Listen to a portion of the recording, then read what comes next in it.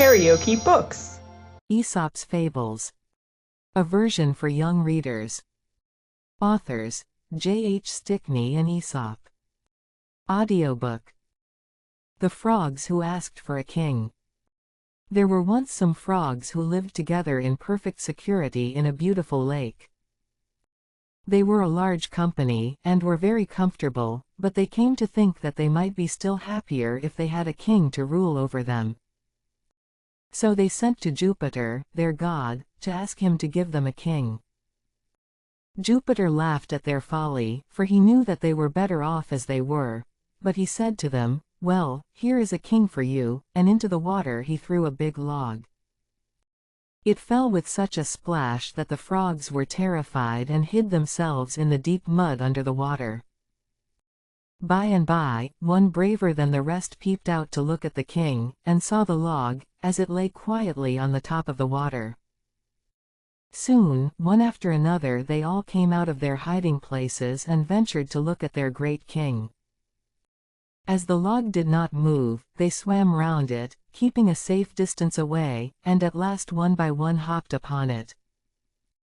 "This is not a king," said a wise old frog, "it is nothing but a stupid log. If we had a king, Jupiter would pay more attention to us."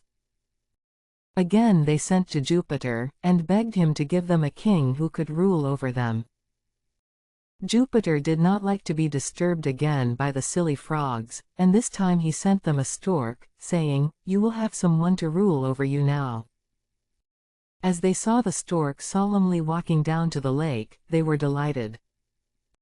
"Ah," they said, "see how grand he looks. How he strides along. How he throws back his head. This is a king indeed. He shall rule over us," and they went joyfully to meet him. As their new king came nearer, he paused, stretched out his long neck, picked up the head frog, and swallowed him at one mouthful. And then the next, and the next.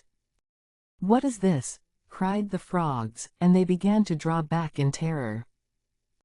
But the stork with his long legs easily followed them to the water, and kept on eating them as fast as he could.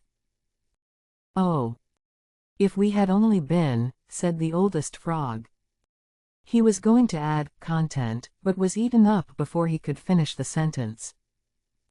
The remaining frogs cried to Jupiter to help them, but he would not listen. And the stork king ate them for breakfast, dinner, and supper, every day, till in a short time there was not a frog left in the lake. Poor, foolish frogs, not to have known when they were well off. If you liked what you heard, please subscribe to the channel.